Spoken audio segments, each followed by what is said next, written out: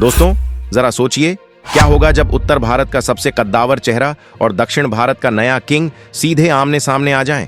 आज एक ऐसी खबर आई है जिसने दिल्ली से लेकर चेन्नई तक की राजनीति में भूचाल ला दिया है। दावा किया जा रहा है कि तमिलनाडु का मुख्यमंत्री बनते ही थलापति विजय ने सीधे यूपी के सीएम योगी आदित्यनाथ को एक खुली और बेहद सख्त चेतावनी दे डाली है।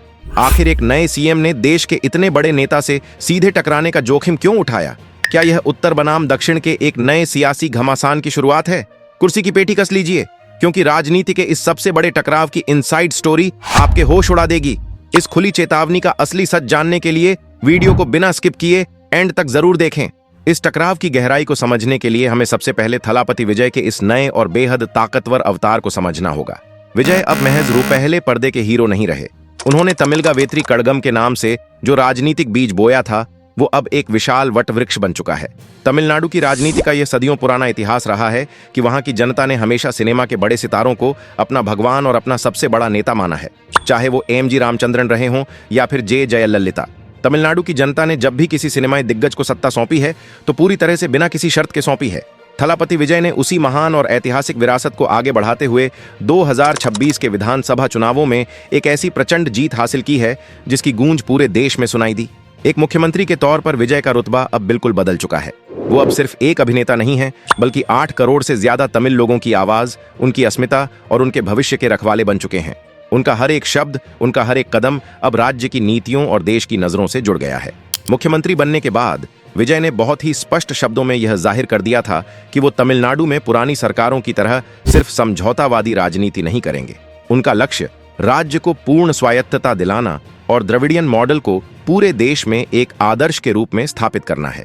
जब कोई इतना बड़ा और नया जननेता इतनी भारी राजनीतिक पूंजी के साथ सत्ता में आता है तो उसका आत्मविश्वास 7वें आसमान पर होता है। दूसरी तरफ जब हम मुख्यमंत्री योगी आदित्यनाथ की बात करते हैं तो हम भारत की राष्ट्रीय राजनीति के एक ऐसे ध्रुव की बात कर रहे हैं जिसका प्रभाव सिर्फ उत्तर प्रदेश की सीमाओं तक सीमित नहीं है।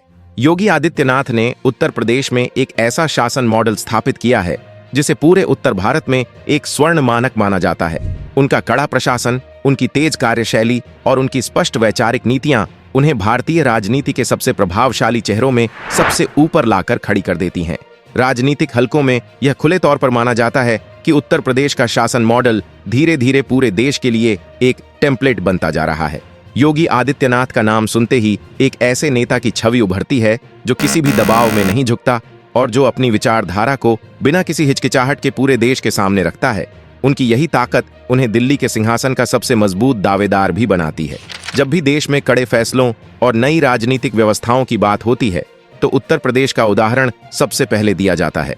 ऐसे में थलापति विजय जैसे दक्षिण के एक कद्दावर नेता का सीधे योगी आदित्यनाथ के शासन मॉडल को चुनौती देना दरअसल एक राज्य की सरकार का दूसरे राज्य पर हमला नहीं है, बल्कि यह 2 पूरी तरह से अलग राजनीतिक संस्कृतियों और शासन की पद्धतियों के बीच का एक बहुत बड़ा वैचारिक महायुद्ध है। अब हम आते हैं उस सबसे बड़े और रहस्यमयी घटनाक्रम पर जिसने पूरे देश के राजनीतिक गलियारों में खलबली मचा दी है। दावों के अनुसार मुख्यमंत्री पद संभालने के कुछ दिनों बाद ही थलापति विजय ने चेन्नई में अपने समर्थकों, पार्टी कार्यकर्ताओं और राज्य के तमाम बड़े प्रबुद्ध जनों के बीच एक बहुत बड़े सार्वजनिक कार्यक्रम को संबोधित किया। बताया जा रहा है कि अपने भाषण के दौरान, जो पूरी तरह से तमिल भाषा में और बेहद जोशीले अंदाज में दिया गया, विजय ने राष्ट्रीय राजनीति और राज्यों के अधिकारों पर बहुत ही आक्रामक रुख अपनाया। इसी दौरान उन्होंने बिना किसी हिचकिचाहट के उत्तर प्रदेश के शासन मॉडल का जिक्र किया। दावा किया जा रहा है कि विजय ने खुले मंच से कहा, दक्षिण भारत की जमीन, विशेषकर तमिलनाडु की माटी, पेरियार और अन्नादुराई के सिद्धांतों पर चलती है। यहाँ समानता, सामाजिक न्याय और सभी को साथ लेकर चलने की राजनीति होती है। हम उत्तर प्रदेश के उस तथाकथित कड़े शासन मॉडल को कभी भी विंध्याचल के पार यानी दक्षिण भारत में प्रवेश नहीं करने देंगे। बात यहीं खत्म नहीं हुई। कहा जा रहा है कि विजय ने सीधे मुख्यमंत्री योगी आदित्यनाथ का नाम लेते हुए यह चेतावनी दी कि तमिलनाडु एक स्वायत्त और सांस्कृतिक रूप से अत्यंत समृद्ध राज्य है। जो नीतियां और जो राजनीतिक प्रयोग उत्तर प्रदेश में आजमाए जा रहे हैं, उन्हें तमिलनाडु की जागरूक जनता कभी स्वीकार नहीं करेगी। अगर किसी भी बाहरी राजनीतिक ताकत ने दिल्ली के प्रभाव का इस्तेमाल करके उत्तर भारतीय राजनीतिक मॉडल को हमारे राज्य में थोपने की कोशिश की तो हम एक ऐसा वैचारिक और लोकतांत्रिक प्रतिरोध खड़ा करेंगे जिसे पूरे देश का इतिहास याद रखेगा। एक नवनिर्वाचित मुख्यमंत्री के मुंह से देश के सबसे बड़े राज्य के मुख्यमंत्री के लिए इतने कड़े और सख्त शब्दों का इस्तेमाल करना भारतीय राजनीति में एक भूकंप से कम नहीं है। इस खुली चेतावनी को महज दो मुख्यमंत्रियों के बीच की तनातनी मान लेना हमारी सबसे बड़ी राजनीतिक भूल होगी। इसके पीछे का इतिहास दशकों बल्कि सदियों पुराना है। थलापति विजय का यह बयान दरअसल द्रविडियन विचारधारा के उस मूल स्वरूप का प्रकटीकरण है जो हमेशा से उत्तर भारत के सांस्कृतिक और राजनीतिक वर्चस्व का कड़ा विरोध करता आया है। तमिलनाडु की राजनीति की नींव ही भाषा के सम्मान, राज्य की स्वायत्तता और सामाजिक न्याय के उन सिद्धांतों पर रखी गई है जो अक्सर उत्तर भारत की राजनीति से बहुत अलग होते हैं। दक्षिण भारत हमेशा से यह मानता रहा है कि उनका आर्थिक और सामाजिक विकास उत्तर भारत से कई गुना बेहतर है, लेकिन राजनीतिक रूप से देश की सत्ता हमेशा उत्तर भारत, विशेषकर उत्तर प्रदेश के इर्द गिर्द घूमती है। थलापति विजय बहुत अच्छी तरह जानते हैं कि अगर उन्हें तमिलनाडु में एक ऐसा नेता बनना है जिसे लोग भगवान की तरह पूजें, तो उन्हें राज्य के अधिकारों का सबसे बड़ा पैरोकार बनना होगा। योगी आदित्यनाथ को दी गई यह कथित चेतावनी दरअसल एक प्रतीकात्मक हमला है। योगी आदित्यनाथ आज उत्तर भारत की राजनीति, राष्ट्रवाद और एक खास तरह के शासन के सबसे बड़े प्रतीक हैं। जब विजय सीधे उस प्रतीक पर शाब्दिक प्रहार करते हैं, तो वो तमिलनाडु की जनता को यह संदेश दे रहे हैं कि वो सिर्फ एक प्रशासक नहीं, बल्कि तमिल अस्मिता के सबसे बड़े रक्षक हैं, जो किसी भी राष्ट्रीय ताकत के आगे झुकने को तैयार नहीं है। जैसे ही इस कथित चेतावनी की खबर राजनीतिक हलकों में फैली, ऐसा लगा मानो किसी ने एक जलते हुए बारूद के ढेर में माचिस की तीली फेंक दी हो। दिल्ली के बड़े बड़े राजनीतिक पंडित और रणनीतिकार इस बयान के मायने निकालने में जुट गए। सबसे बड़ी हैरानी की बात यह रही कि इतनी बड़ी चेतावनी के बाद भी उत्तर प्रदेश के राजनीतिक गलियारों और लखनऊ के सत्ता के गलियारों में एक अजीब सी खामोशी छाई हुई है। योगी आदित्यनाथ और उनके रणनीतिकार यह बात बहुत अच्छी तरह से समझते हैं कि थलापति विजय अब भी अपने राजनीतिक हनीमून पीरियड में हैं। उनके पास एक विशाल जनाधार है और उन्हें राज्य में अभी अभी भारी बहुमत मिला है।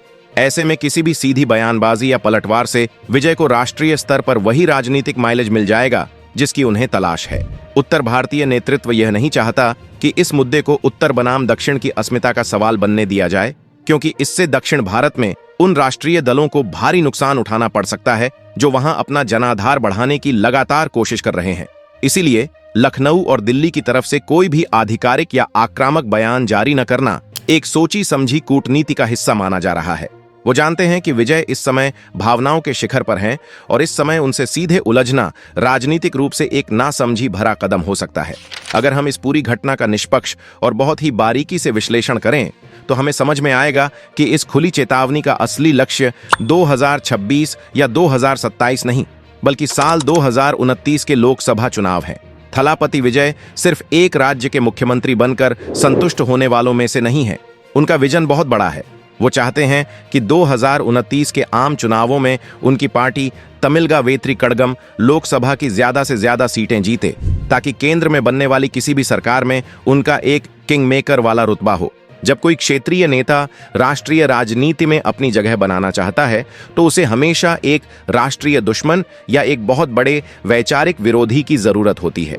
योगी आदित्यनाथ से बड़ा वैचारिक विरोधी इस समय देश में कोई और नहीं हो सकता। विजय की यह चेतावनी इसी दीर्घकालिक रणनीति का पहला कदम मानी जा रही है। वो दक्षिण भारत के बाकी राज्यों जैसे केरल, कर्नाटक, आंध्र प्रदेश और तेलंगाना के नेताओं को भी यह संदेश देना चाहते हैं कि अगर उत्तर भारत की राजनीतिक लहर को विंध्याचल के पार आने से रोकना है, तो उन सबको एक मजबूत नेतृत्व की जरूरत है, और वो नेतृत्व थलापति विजय खुद देने को तैयार हैं। यह दरअसल भारत के संघीय ढांचे को एक नई तरह से परिभाषित करने की एक बहुत बड़ी और आक्रामक कोशिश है। विजय यह स्थापित करना चाहते हैं कि देश अब सिर्फ एक ही रंग या एक ही विचारधारा से नहीं चल सकता। विविधता, क्षेत्रीय आकांक्षाओं और भाषाई सम्मान को केंद्र की राजनीति में सबसे ऊपर रखना होगा। इस पूरे घटनाक्रम ने देश की आम जनता और बड़े बड़े राजनीतिक विश्लेषकों को दो खेमों में बांट दिया है। एक वर्ग का मानना है कि थलापति विजय का यह रवैया लोकतंत्र के लिए बहुत ही स्वस्थ और सकारात्मक है। उनका तर्क है कि एक मजबूत विपक्ष और मुखर क्षेत्रीय नेतृत्व ही लोकतंत्र को तानाशाह होने से बचाता है।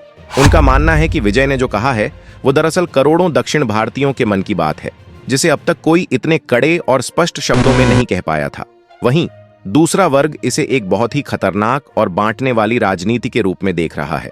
उनका कहना है कि एक ही देश के दो बड़े राज्यों के मुख्यमंत्रियों का इस तरह से आमने सामने आना भारत की एकता और अखंडता के लिए शुभ संकेत नहीं है। उनका तर्क है कि प्रशासन के मॉडल्स की स्वस्थ आलोचना की जा सकती है, लेकिन एक दूसरे राज्य के मुख्यमंत्री को सीधे तौर पर चेतावनी देना संवैधानिक मर्यादाओं का उल्लंघन है। चाहे नजरिया जो भी हो, लेकिन एक बात पूरी तरह से स्पष्ट है कि भारतीय राजनीति अब उस दौर में प्रवेश कर चुकी है जहां क्षेत्रीय क्षत्रप अब रक्षात्मक नहीं बल्कि पूरी तरह से आक्रामक राजनीति कर रहे हैं। थलापति विजय और योगी आदित्यनाथ की यह कथित तनातनी महज दो व्यक्तियों की लड़ाई नहीं है। यह भारत के भविष्य, उसकी सांस्कृतिक विविधता और उसके प्रशासनिक ढांचे के स्वरूप को तय करने वाली एक ऐतिहासिक जंग की शुरुआत है। आने वाले समय में यह देखना बेहद दिलचस्प होगा कि क्या उत्तर और दक्षिण के बीच की यह वैचारिक खाई और गहरी होती है, या फिर भारतीय लोकतंत्र अपनी परिपक्वता का परिचय देते हुए इन दोनों विचारधाराओं को एक साथ लेकर चलने का कोई नया रास्ता निकालता है। दोस्तों, अब वक्त है इस पूरी राजनीतिक खबर के असली सच को जानने का। थलापति विजय द्वारा मुख्यमंत्री योगी आदित्यनाथ को दी गई इस खुली चेतावनी की खबर पूरी तरह से एक अफवाह है। इसकी कोई भी आधिकारिक पुष्टि नहीं हुई है। यह महज एक मनगढ़ंत दावा है। बिना सच जाने ऐसी बातों पर यकीन न करें। सच्ची जानकारी के लिए चैनल सब्सक्राइब करें। जय हिंद।